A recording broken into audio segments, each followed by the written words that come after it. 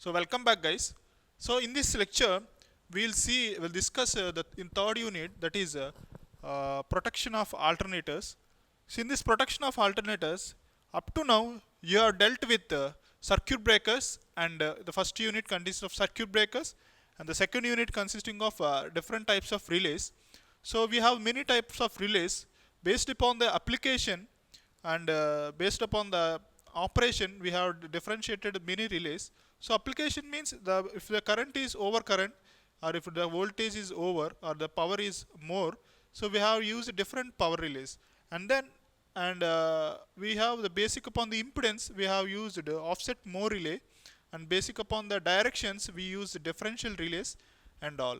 So we'll use some relays in this pattern to satisfy the conditions of the faults. Okay, in some faults you may need impedance relays, you may need overcurrent relays, you may need power relays. Let us see one by one what are the relays you required and what are the condition. First of all, what are the main theme of protection of alternators? So in general, the protection of alternators is a very huge task. That is, the protection of alternators is a very much task-oriented thing. So why I'm saying that is because in this protection of alternator, you will be associated different types of equipment. Like the alternator is not only having, it is connected to a prime mover, it is connected to a excitation, and it is connected to a grid. So to satisfy all this at once, if any fault occur, everything will be uh, will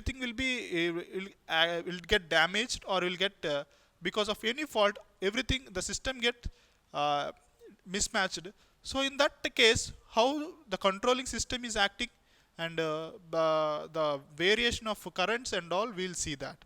So in this protection of alternator, you have topics like types of faults in an alternator. So what are the faults occurs, we'll deal. And then we'll have a concept called simple differential protection.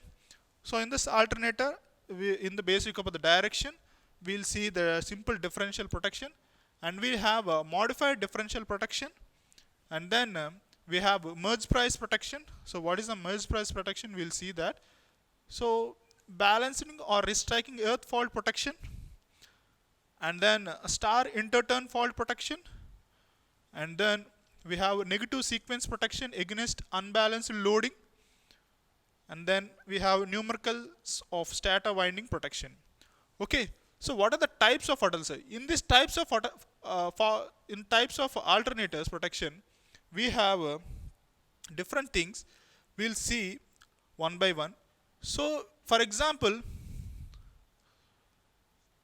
as I said before, the protection of alternator presents a very challenging problem because of the system connects to a prime mover, because of the system is connected to a prime mover, and this alternator, and the DC excitation, and the power grid. So this is our system. That is, we need to protect this alternator. This to protect this alternator, which is very much difficult task because it is connected to a prime mover. Indeed, it connects to a DC excitation. Indeed, it connects to a power grid.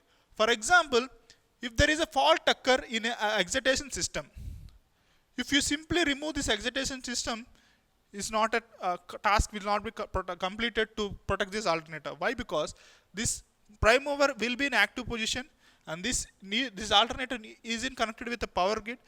If there is a DC excitation failure, there is no chance of providing reactive power. Therefore, it will cause a unbalanced thing. That is, if it will act as a different manner. So when a fault is known, then will act as an induction generator. We'll say that if the prime mover is not acting, and this will form a motor. So in spite of acting as an alternator, it act as a motor which takes power from the power grid. So all the situation, so we'll see that now. So why this name this different? So in the simple differential protection, so what is the where the fault occur and why we use the simple differential protection? Okay, so basing on this analysis, we'll do. Let us see a small circuit, general circuit. So this is the whole theme of the alternator, which is connected to a prime mover, DC excitation, and the power grid. So to know in general the internal circuit, the schematic circuit of an alternator, general circuit. So we see is, see this is the rotor of the alternator. Okay, this alternator is coupled with a prime mover, rotor is coupled with a prime mover, and this coupled is connected to a rotor also. This is excitation system of the alternator. So you also know that to get the alternator to operate in a synchronous speed, the field of this rotor also to rotate the field at the synchronous speed. That speed will be, the field will be produced by the DC excitation. This is the excitation of the system. So if the excitation system rotates the field in a synchronous speed, if this prime mover is produced at the same speed as synchronous speed, so those two speeds act in a driving force which will make the alternator to rotate at a synchronous speed. You know that concept. Okay. To produce this, after getting the synchronous speed, due to this field excitation, the EMF will be generated. Okay. If that EMF is generated, it is directly fed to a unit transformer. Okay, this is a basic schematic diagram of an alternator. So this rotor and is directly coupled to the alternator of this prime mover is coupled to rotor and simultaneously coupled to a DC excitation system. This DC excitation system is fed by a DC field control. Okay, why this field control is there, I'll explain now.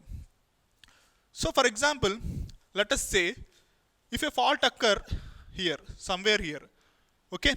Now what is this? Simply if you remove the alternator, means don't feel that you are saving that alternator. Why? Because this alternator is fed, is leave from the bus bar. There is no transformation is taking place. Okay. So this is a fault section, we remove that alternator. If you remove the alternator, is the task is completed? No, because the alternator is already driven by the prime mover and the DC excitation system. So indeed the alternator is used to supply the voltage, but is not supplying the voltage. That means if not supplying the voltage, means internal parameters will be changed. That will affect the use of the alternator. So in that situation, if you are removing the circuit breaker from the system, in the same position, you need to remove the prime mover and you need to move the excitation system at that instant of time. If you remove that alternator from the prime mover and the excitation when the fault occurs, then the entire task is completed. See, imagine how the position will be there for the alternator to operate. To operate that alternator, we have controlling systems here acting upon. So how the controlling system is acting upon, we'll see now. For example, if this is a DC system excitation, how we'll remove this DC system excitation system? Let us say this is the DC system excitation system. Say for example, this is excitation control system, which I said here. So what happened here? This is the field, this is coupled by the prime mover. This excitation system is coupled by the prime mover, and this produces the field to the, this is a field which is producing to the rotor here. So if you peel this protection in the rotor here, when the circuit breaker, when the fault occurs, the circuit breaker is open, our task is to remove first excitation system. If you are removing the first excitation system, the circuit breaker need to operate. Okay, the circuit breaker is getting operated, that is fine. But what about the field is already produced there? So already the field will be there, no? It will rotate with some frequency, right? So you have to suppress that high field. How you will suppress? By using the suppressing field inside here. So at that circuit breaker, this will operate. This circuit breaker, this is also circuit breaker, which is protect this excitation system. If this is operate, there will be a huge field excited there. You need to also suppress this field. So we use field suppression. So okay, then you remove that field excitation, it is fine. Now we'll remove the prime mover also by mechanical system, and then we'll completely removing that thing and we'll remove the alternator. This is the alternator 3-phase star delta connected 3-phase, which is connected to grounded. I'll explain why you keep this grounding, and then these are circuit breakers and remove from the unit transformers. So to remove this transformer, we have to remove excitation system and the prime mover by basing upon the sensing. Right? In different cases, to operate circuit breakers, ultimately the circuit breaker need to get a signal from relays. So ultimate our relay will protect the system. To operate that relay, the condition we required, whether the overcurrent is applying or the direction of current is changing or the basic upon the impedance value, we'll deal that. This is the entire, in this unit, we'll sense the situation where the system is taking over current, over operating, over frequency levels also, and then we'll assign the relay. So basing upon the response from the relay, the circuit will operate. Okay. So basic upon that, we have a different kinds of faults in a alternator. So in general, the alternator consisting of a prime mover and a mechanical system and an electrical system. You also know the mechanical system means the prime mover thing. Okay, what the prime mover does is it rotates the rotor of a coupled rotor to the alternator. So then you'll have a loss of prime mover. In the mechanical losses faults means a loss of prime mover. That means in case of steam power generation, there is a loss of coal. If there is no coal, there is no steam generated. So there is loss of power mover. There will be continuous supply may not be there. Also, in that manner, there will be a problem of loss of prime mover.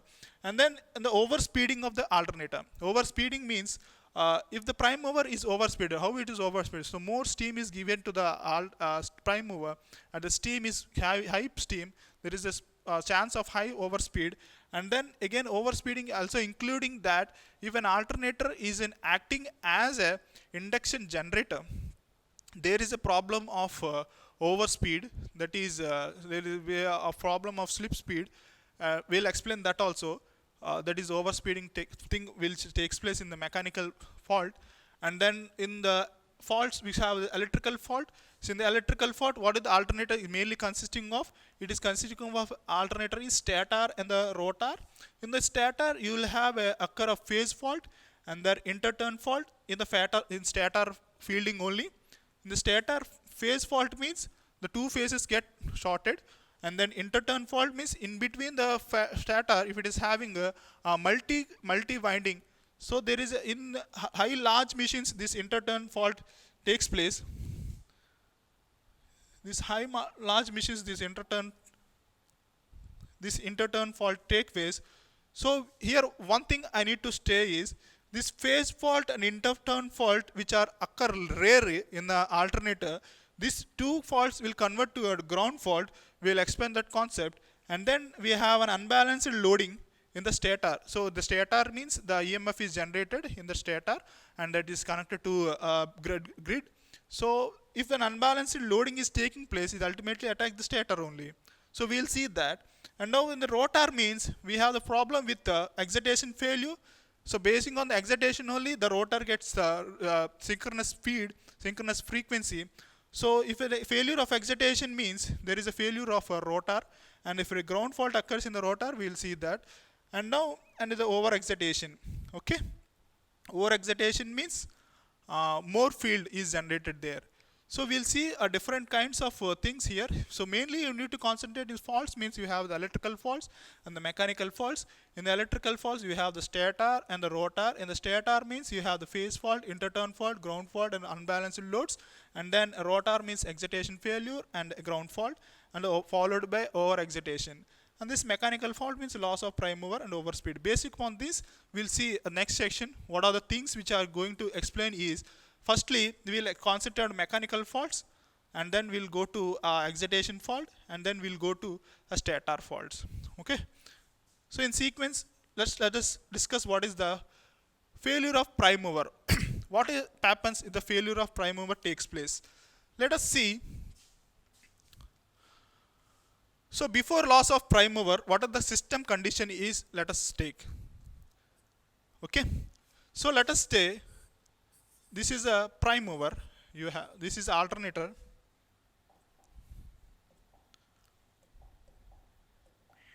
So let us say we have an alternator here. Okay. For this alternator, we have a prime mover connected. So which this prime mover, that is mechanical input is given, which this prime mover it is rotated at a synchronous speed, let us say ns. And this you have excitation system. This excitation system will generate a field current, and then we'll have a power grid connected. Okay, grid connection, grid connected. Okay. Now what happens is, now this is rotating at synchronous speed, and this is a field is given. So by this field we will produce a reactive power, let us say QE, and this alternator will produce, stator will produce active power, let us say it is PE. So this alternator will feed active power and reactive power in normal phase to the grid. So we represent that in the form of PE and QJE. Okay, this is the normal operation before loss of prime mover. Let us see what happens when there is a loss of prime mover.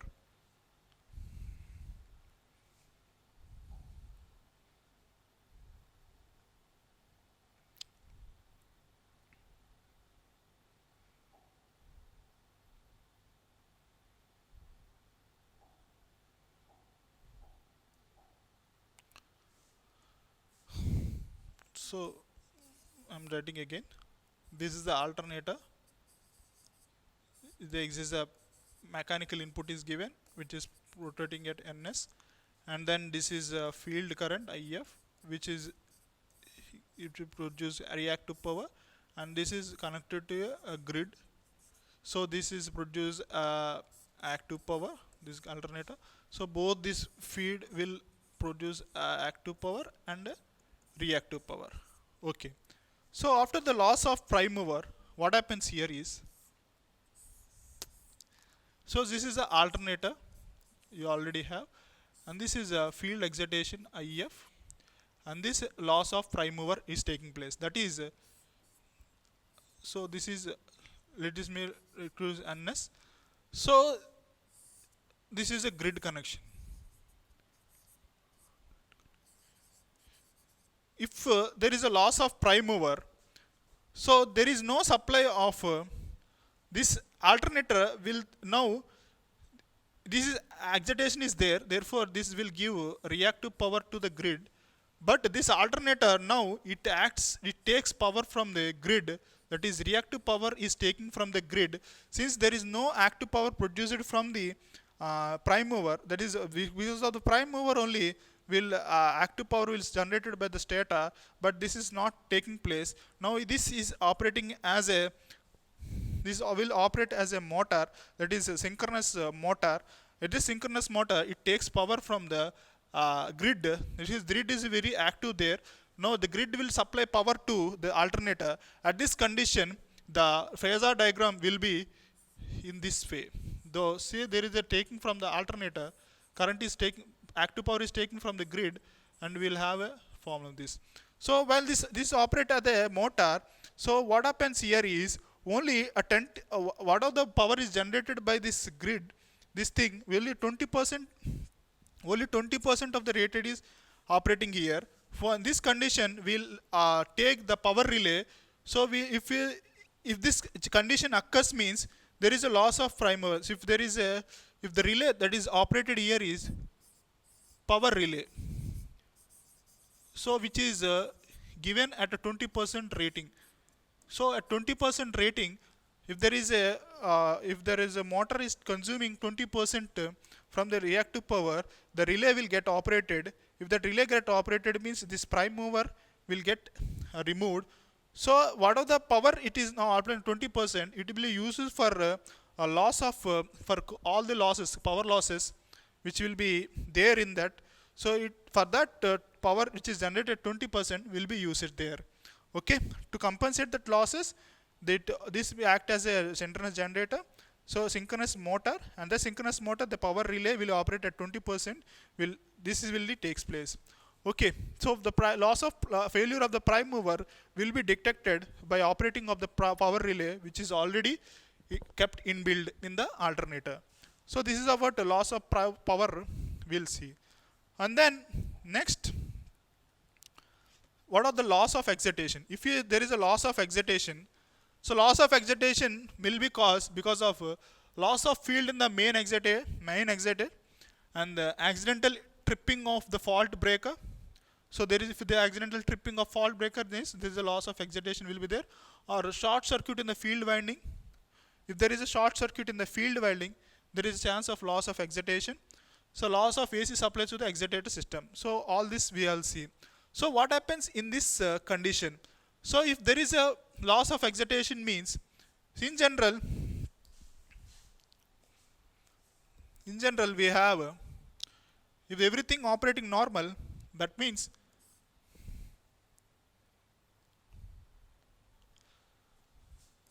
this is the alternator we have, and this is a mechanical input which is given, and this is rotating at synchronous speed, and there is a field excitation given, and this gives a reactive power, active power, and a reactive power, and both of this is get to a grid system, and this grid system have the phasor diagram as PE and JQ. So if there is a loss of excitation, means what happens here is, listen carefully guys. So we have alternator as usual, and when we have here is IF, and there is a prime mover. Here prime mover is acting normally, and this supplies a mechanical input, and now what happens here is there is a grid connection here.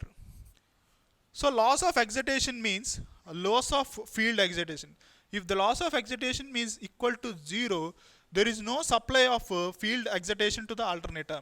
If there is no supply of the field to the alternator, there is no power of generation of reactive power. If there is no power of generation of reactive power, this alternator will produce active power due to this prime mover, and this alternator take reactive power from the grid. Okay, so the phasor diagram now forms like this. So the active power is in normal condition, but the reactive power will be in downwards, because the reactive power is creating from the grid. Okay, now this alternator, since it is field excitation 0, so there is only one excitation is operating. Okay, for any mission, if one excitation is operating, then it will operate as a generator. Here what happened here is, it is also a generator. Alternator is ultimately a generator, but if you have a field also, what this field does is, why we use this field means, if the field is there, there will be a drag force, that is a magnetic drag force due to this prime mover. So the prime mover will couple to the stator is coupled to the prime mover. So whatever the prime mover rotates, this rotor magnetic field will produce a drag force to make it synchronous. If the synchronous is not there, because of field is 0, there is no possibility of synchronism in the rotor. So therefore, this will operate as an induction generator in this case. Okay. So there is a possibility of operating as induction generator. This operates as IG, that is induction generator. At this condition, this speed of the motor, speed of the prime mover increases, because there is no drag force due to the field. So this speed will increase with more than ns, that is synchronous speed will be produced, that is slip will be produced in this case. If slip is produced, what happens is, here more current, there is a more possibility of frequency. So though more probability of frequency in the stator, which indeed increase the current. If there is increase in the current, what happens is, as you know, this alternator had to operate at a constant voltage source, that is IR. So if the current is increased, that means, for example, if the resistance is equal to 0, you know that V equal to what? R equal to what? V by R. If there is an increase in the current, so the resistance, the voltage is constant, the resistance will get decreased. Okay. So in this condition, the alternator, we use the offset ohm relay. We say, so offset ohm relay to sense the failure of excitation. If offset ohm relay operate, how will this operate? When there is a loss of current, resistance. When there is a loss of resistance means there is an increase of current. What is the increase of current means? To maintain the voltage constant. If there is an increase of current, that means this, because of the prime mover acting as a more than speed, there is a possibility of increase in the current in the stator, which will indeed decrease the resistance of the system. If the resistance of the system reduces, then this offset ohms relay will operate. This gives information to the circuit breakers to operate. So this is the loss of excitation system we need to understand. And then let us move to other thing, that is field winding faults. This is one of the interesting topic you need to know. So what is the field winding? You already know that this field winding was exerted by the DC supply. Okay, so the internal things, if you want to know, means that is how the alternator operates, what is the operation of the alternator, the principle of alternator. You can contact in personal. So in this stage we are to use this operation of the alternator in application oriented. So I'm not going to depth at here. So what is the field winding faults? What is the field winding faults? It is important now. So as you know that to show that field winding fault, I'm taking a winding to show this winding means the field which is generated for the rotor, and this winding is supplied by a small DC supply. Let us say this is a small DC supply I'm giving to the alternator. Now for example, if there is a ground fault occur at this point, there is no impact on the field excitation, because if there is no ground, there is no impact of the field. So this field will give to the rotor, then rotor will produce a synchronous frequency which will use for operation of the later in the synchronous speed. For example, if there is one more fault occur here, what happens means this ground and this ground get shorted. Okay, if this thing is shorted, then what happens is here the complete what you call the complete uniform magnetic field is get damaged. If there is a uniform magnetic field damage for this winding, then the rotor will have a provision of vibration here. Why? How I will say explain. So there is a form of, if there is a shorted, there is a form of, there is, if it is shorted means there is a circulating current is flowing, because the other loop is acting. If there is other loop is acting means there is a circulating current will flow. If the circulating current will flow means there is a problem of getting a uniform magnetic field. That is, a uniform magnetic field means that is a drag force is reduced or unbalancing drag force is taking place in the rotor. That means, for example, if you consider this is a rotor and we are having a different forces produced at the four poles, let us say if there is a fault occur in some winding here, that means in this winding there is a no uniform flow of magnetic field. That means this will induce vibration here, vibration taking place. If there is a vibration taking place, there is a failure of so uniform magnetic field. If there is no uniform magnetic field produced in the stator due to different forces, which is drag forces happening, then what is the ultimately thing is will attack the production of EMF in the stator.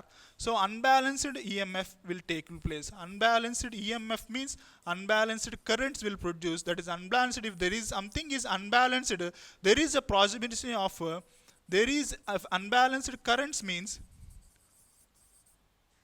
So unbalanced currents means there is a possibility of producing positive sequence, negative sequence, and zero sequence currents.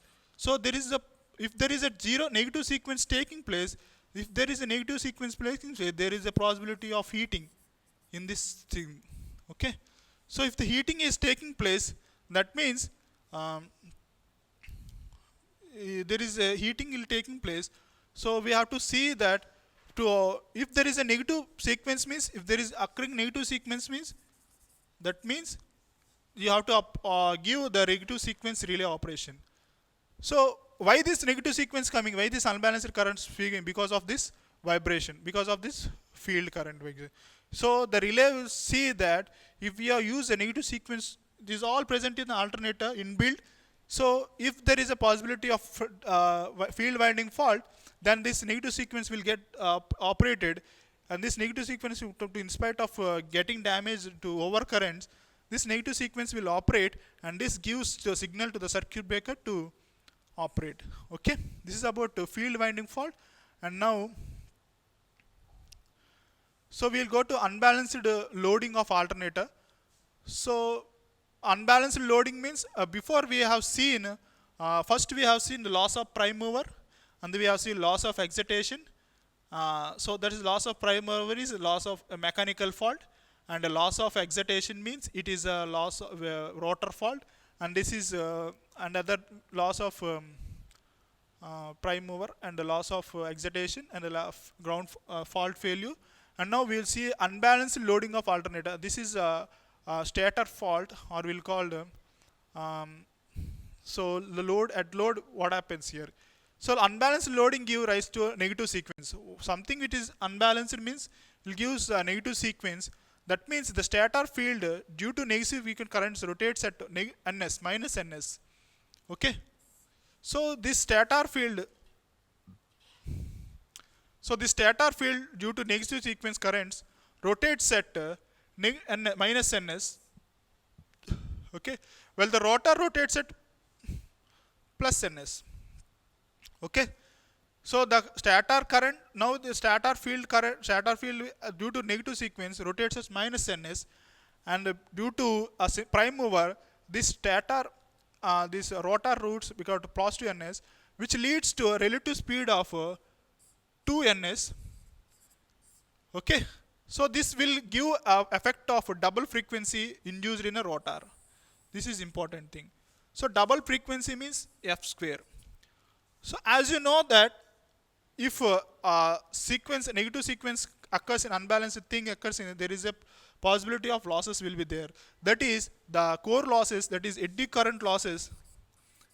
Eddy current losses is proportional to frequency case, and hysteresis is proportional to f.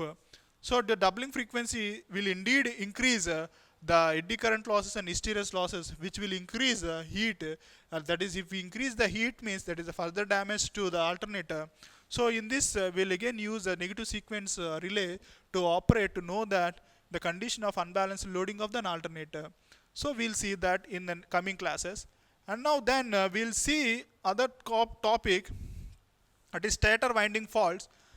As you said that the stator winding faults, you have a phase-to-phase fault. That is, for example, I am having a stator winding, that is, I'll take a star connected winding of a stator. That means this is a star connected winding.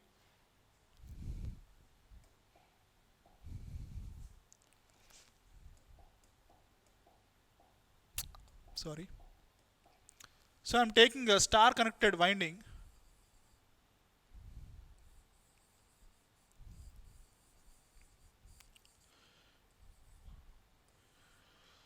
So I'm taking the star connected winding here. So this is a ground resistance. I'll explain this about. So this will connected to a circuit breakers relays, and then it is connected to a bus bar. Okay. Now the phase-to-phase faults means in an alternator nothing will be like, what you say is every winding is suppleted gauge thing. Okay. There is less possibility of occurring of phase-to-phase faults. Only the possibility of occurring phase-to-phase faults means at the end terminals. If there is a problem in connecting the end terminals, there is a chance of phase-to-phase fault, which is occur very rarely. Again say interturn fault. So interturn fault means this winding will be turned internally. So which these windings are indeed internally isolated apart each other. So again there is a less possibility of getting interturn fault. For suppose if you occur the phase-to-phase fault or interturn fault, this will ultimately lead to a ground fault, which will give high current produced in the field, and this high current produced in the field will get through flow to the ground. So this flow to the ground means again in this step they will keep, if there is a high flow of current to the ground, that means earth fault will taking place. If there is earth fault is taking place, we use earth relay. So in this phase, and again if there is earth fault relay, if there is no operating of least operating of this earth fault relay, we use a support of neutral grounding, that is resistance will keep here to limit the current which is flowing through the fault. If there is a fault here, initially this resistance will be placed to limit that fault current. If there is further no reduction of the fault current, we take the support of relay. So this is about the stator winding faults. This is the less occurring of faults, which is having less impact on the fault. And so if there is a fault, if suppose another concept is, if there is a fault, face to face fault means there is a problem of removing this all the stacks, and there is a problem of restacking thing. That is again we need to replace all the terminals and all, which takes a lot of time. So to provide that, we use that at the fault relay, and and we'll also use the support of the resistance connected to the ground. Okay, so this is about different faults. So let us see again what are the things which are discussed here. So I went to, first of all, to I just small briefing here.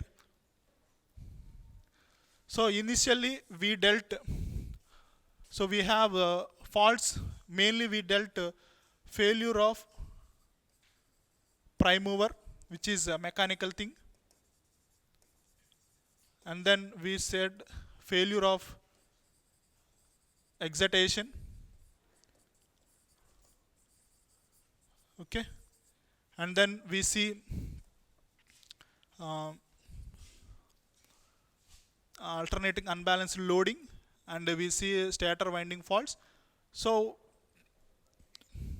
this is about uh, protection of alternators. So these are the small, what are the main thing is here is, so different conditions we have seen. So mechanical fault separately and earth fault separately. So in the mechanical fault we see the prime mover thing and the overspeeding thing, and the stator thing we see the, in the mechanical. Electrical thing we see is stator and the rotor, and then in the stator we have seen this is the face to face fault, interturn fault, and the face to earth fault. In the rotor means the failure of excitation and things and all. So these are the small briefing I give. In next class, that is we'll discuss about differential protection of alternator in detail, and then we'll move to the modified differential protection and all. Thank you guys.